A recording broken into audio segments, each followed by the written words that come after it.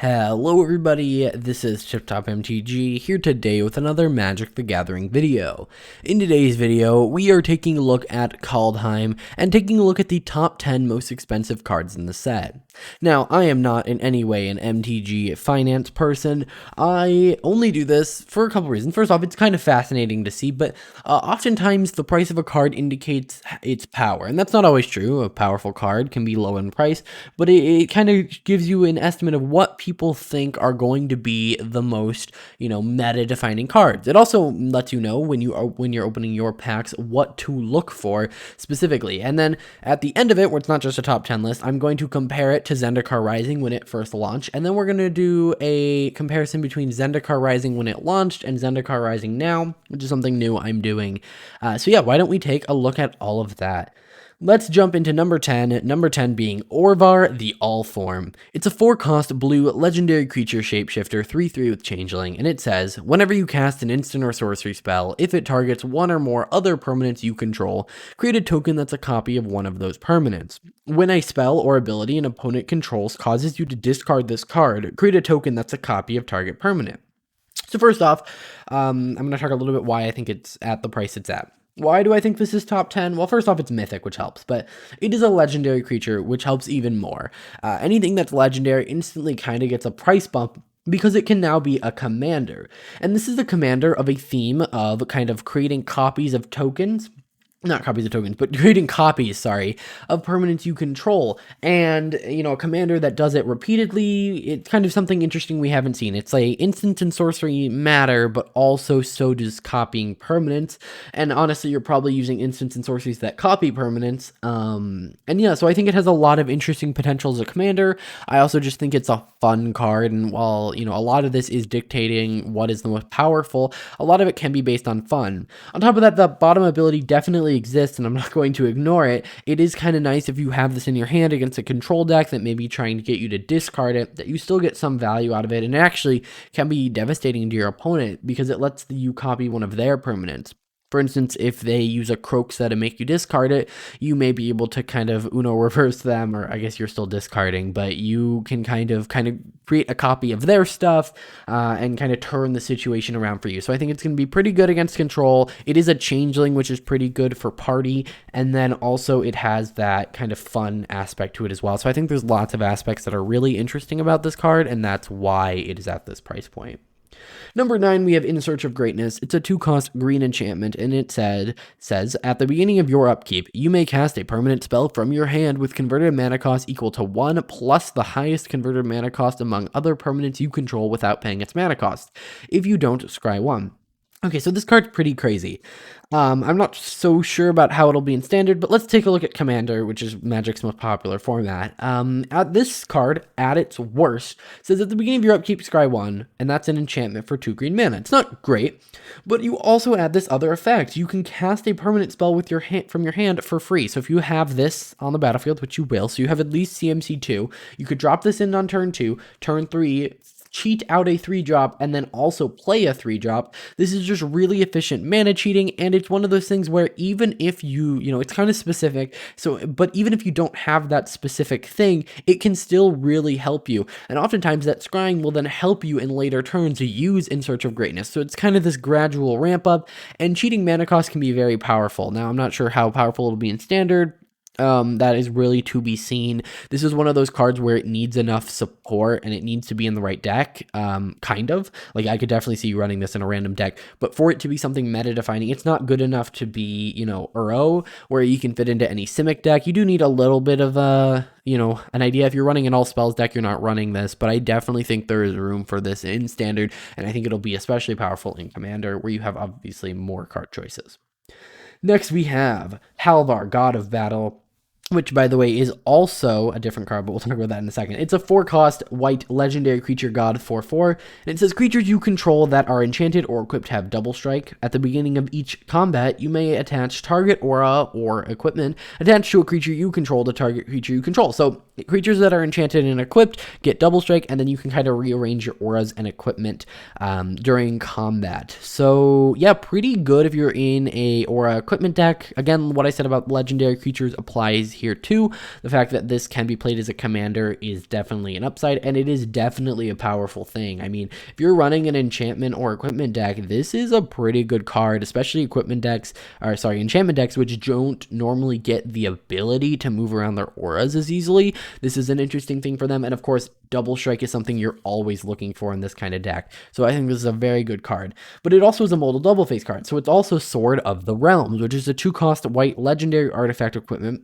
And it says equipped creature gets +2/+0 and has vigilance, so plus attack, plus vigilance, pretty good. Whenever equipped creature dies, return it to its owner's hand. So yeah, you're going to be able to protect your stuff.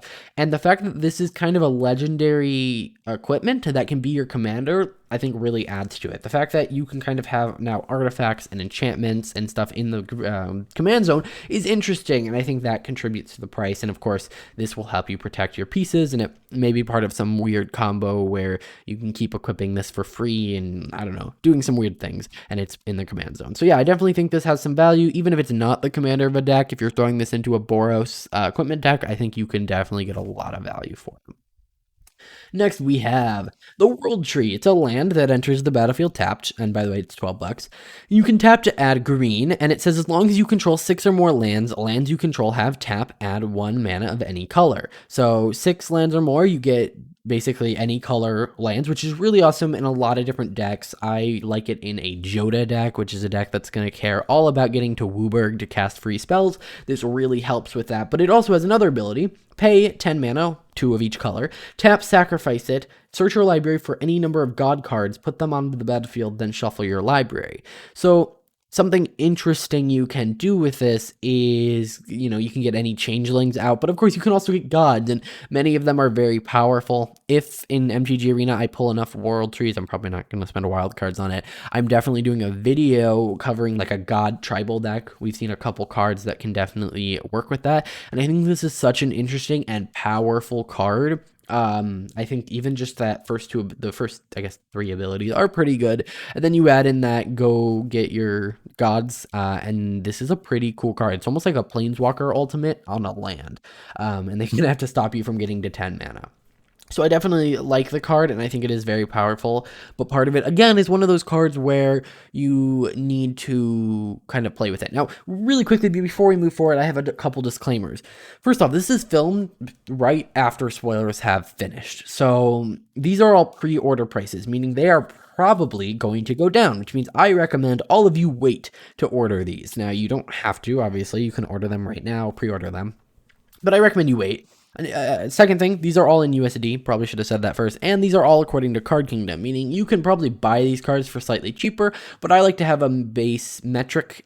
So yes, all these cards, you might not get $12 for your card, but you'll get maybe 9, and these are probably going to be in the same order, just slightly lower if you're looking elsewhere. Card Kingdom is a nice consistent base where I can make sure that there isn't any other like influences impacting their price. So yeah, and then I am going to move on to the next card. It is a number 6 Coma Cosmos Serpent. It's a $12 card, but it's also a 7 mana Simic card, and it can't be countered. It's a 6/6, and it says at the beginning of each upkeep, create a 3/3 blue serpent creature token named Coma's Coil. Pretty good. 3/3 at each upkeep. Your upkeep, your opponent's upkeep, pretty crazy. And then you can sacrifice another serpent, which the tokens it creates is. You can choose one. You can either tap a permanent and its activated abilities can't be activated this turn. That includes things like Planeswalkers. Or you can give it indestructible. So you can use it kind of offensively-ish to kind of shut down your opponent, or you can use it to keep Coma alive, which then creates more serpents. Overall, I think this is one of the craziest cards in the set. First, you might say, oh, it's 7 mana. That's fair, but it's in Simic, so it's closer to being like 4 to 5 mana. So yeah, I think there's going to be a lot of like commander decks that have this at the helm, and it's going to just be rushing to ramp it out on turn, a couple turns early, and then just getting so much value. And once you get that first 3/3, Coma can gain indestructible, and that is just very devastating. So I'm honestly surprised this isn't higher.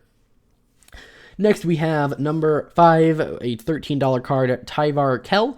It's a 4-cost green legendary planeswalker Tyvar. It says elves you control have tap, add black, and it starts with 3 loyalty. So first off, it's going to make all your elves tap for black, which I think is more interesting than tapping for green, because a lot of elves can already do that. That kind of just adds some versatility. Then you can do a +1 and put a +1/+1 counter on up to 1 target elf. Untap it, it gains death touch. A lot of things there. First off, you're making your elves bigger, you're untapping it, and all elves can tap for mana, so that also ramps you, and then you're also giving it death touch, so that's pretty good. And then we have a 0, create a 1/1 elf, so if you don't have elves and these other abilities are useless, you can, just create an elf, and that's also kind of creating a, Llanowar elf that taps for black. And then we have a -6, you get an emblem with, whenever you cast an elf spell, it gains haste until end of turn, and you draw 2 cards. So you'll essentially be able to just slam elves onto the battlefield, especially saying that all elves have tap, add black. Since they're entering with haste, you can then maybe use that to play more elves, which then draws you more cards, which then lets you play more elves. So I definitely think this is one of those emblems that once you get it off, is assuming you're in an elf deck, it's going to go crazy. Now, this is not one of those planeswalkers that can just fit in every deck, but I think in an elf deck, he will be a powerhouse. Next, we have Valky, God of Lies. It's a 2-cost black legendary creature god, 2/1, and when it enters the battlefield, for each opponent reveals their hand. For each opponent, exile a creature card they revealed this way until it leaves the battlefield. Then you can pay X and choose a creature card exiled with Valky with converted mana cost X, and he becomes a copy of that card permanently. It loses the ability to become other cards, so he permanently becomes another card. So be careful of that. Don't turn him into a Llanowar elf. I don't know why I keep going to Llanowar elves. Don't turn him into a Llanowar elf thinking, oh, I'll just change him later. He is permanently that until you can bounce him back to his hand. But what I think that, that's a cool card, but not $18. You know what is $18? The fact that he's also Tibult, Cosmic Imposter. It's a 7-cost black and red legendary planeswalker Tibult. And essentially, when he enters the battlefield, you get an emblem with, you can play cards you exiled with Tibult. And you can spend mana as lower mana of any color to cast them. So he starts at 5 loyalty, you can +2 him and exile the top card of each player's library. So essentially, you're drawing from the top of each player's library for his +2. His -3 is getting rid of an opponent's artifact or creature, and then you get to cast it later. And then his -8 is going to exile all cards from all graveyards, or draw all cards from all graveyards, and add 3 red mana. So yeah, pretty awesome. I think any card that kind of steals your opponent's stuff is instantly going to be more flashy, and the fact that the front of this is a legendary creature means that Tibult can be played as your commander. You could literally build the deck around him and never cast the front side, but you do have that option, which also makes him more powerful, especially saying he's so expensive. Maybe you, and maybe not in a commander sense, but maybe you do cast the front side early and then maybe switch over to the back side if you pull him later. So I think the fact that his 2 sides have drastically different mana cost really helps, and he's just a very fun and powerful planeswalker that is both removal and card draw, which is just really powerful. And by the way, it also has play cards, so if you exile lands, you can also play those. And at number 3, we have Eskia, God of the Tree. 3-cost green legendary creature god with vigilance. You can tap and add 1 mana of any color, and other legendary creatures you control have vigilance and tap, add 1 mana of any color. So it's going to help you get your mana. This really isn't why this card is so expensive, but it is definitely going to help because you're probably putting this in a 5-color deck, and you may end up with this card and not enough mana for anything else, so maybe you play it. And then you have this card, which is the Prismatic Bridge. It's a 5-cost Wooburg legendary enchantment, and it says at the beginning of your upkeep, reveal cards from the top of your library until you reveal a creature or planeswalker card. Put that card onto the battlefield and the rest on the bottom of your library in a random order. So you're cheating out big things. You also don't need it to be in your hand. It's very, very good, very, very fun. Again, some of the most fun things for a lot of people to do is to cheat things out that are really big, really early, and to kind of steal your opponent's stuff. It's kind of gaining an advantage that you're not supposed to have, and this does that. And what's great is that the kind of deck that the front card wants to be in, the back card does too, whereas some of the modal double face cards, they don't really mesh that well. This one, I could definitely see you pull this card, you play the front side, and then maybe you pull another copy of it, and now you get to play the back side really easily because of the front side. So yeah, they definitely want to go in a very similar kind of deck. You're going to be cheating out really big things. I think it's very interesting, probably really good in a Cascade deck as well. So yeah, pretty cool. And then number 2, $21 and 5 mana. It's a red dragon. It's a 4/4, and it has flying and haste. And whenever it attacks or becomes the target of a spell, create a treasure token. And then treasures can tap and sack for 2 mana. So this is really good. First off, whenever it attacks, it becomes the target of a spell, including your spells. You create a treasure token. First off, that's amazing for things like Storm, which are wanting to be able to cast spells that kind of cantrip in terms of card draw, but now with this can cantrip in terms of mana, as long as the spell costs 2 or less mana. I mean, think about it. A spell that says target creature you control gets +1/+0, draw a card, now says, target creature gets +1/+0, draw a card, and add 2 mana. Pretty crazy. It essentially was a free card, and in a Storm deck, that's really powerful. On top of that, just whenever you can target it with a spell or attack, you just get 2 mana. That's pretty good, and it's a 4/4 for 5 with haste and flying. So I think it's definitely just a powerhouse of a card. And then number 1 is Vorinclex Monstrous Raider. He's a 6-cost green legendary creature, Phyrexian Praetor, 6/6 with trample and haste. And essentially, if you would put a counter on a permanent or player, you put twice that many. And if your opponents would put one on a permanent or player, they put half that many. So yeah, if they try to put 1/1/1 counter on their creature, it actually puts 0 because it rounds down. So it's very devastating against +1/+1 counter decks, and it's going for about $38, which is really expensive for a standard set, but it is an extremely powerful card, and that makes a lot of sense. So let's move on to the list of kind of comparing it to not Core Set 2021, what am I saying? Zendikar Rising. So you'll notice we're going to talk about Zendikar Rising and their lands a little bit first. So when Zendikar Rising came out, the pathways were about $7 a piece, and now they're about $4 a piece. So you'll notice that, the expectations for pathways, they're a little bit weaker, I guess some people thought, but it's good to have lands that are affordable. Pathways are great lands for things like Commander, where you don't really want a lot of tap lands. I enjoy them in Standard as well, and it's great to see that they are affordable and that we have the complete cycle of them. And then let's talk about the comparison. So we're going to start basically on the left are all the Kaldheim cards, on the right are all the Zendikar Risings, and the prices are in the middle. So you'll notice both Kaldheim and Zendikar Risings, cheapest card in the top 10 was $10.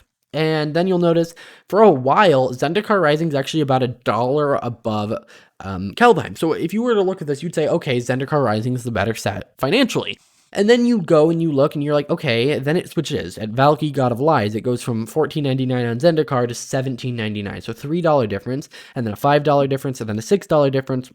And then the biggest difference is if you look at the most expensive card, it's $20 in Zendikar Rising, and it's $38 in Kaldheim. And of course, these were the prices at the same time, right after spoilers finished. So it's not like these prices have gone down due to time. So these are kind of a snapshot from the same time period of, release cycles.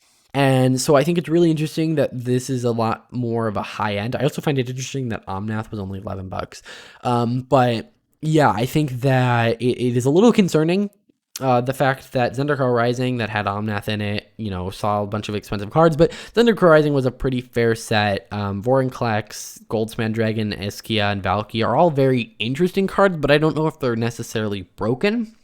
So I think that's a good sign that the most expensive cards are expensive because they're interesting. So yeah. And then let's compare Zendikar Rising from when I did the video to now. This is kind of a warning that, hey, prices change. If you look and you're like, wait a second, you said that Vorinclex was the most expensive. It's actually this card. It's because prices change. It will happen. So what's interesting is that actually the number 1 most expensive card in Zendikar Rising now is more expensive than it was back when it came out. But it's interesting that it wasn't even on the top 10 list. And actually, you'll notice there were no modal double face cards on the original list. But there are a ton of modal double face cards on the updated list.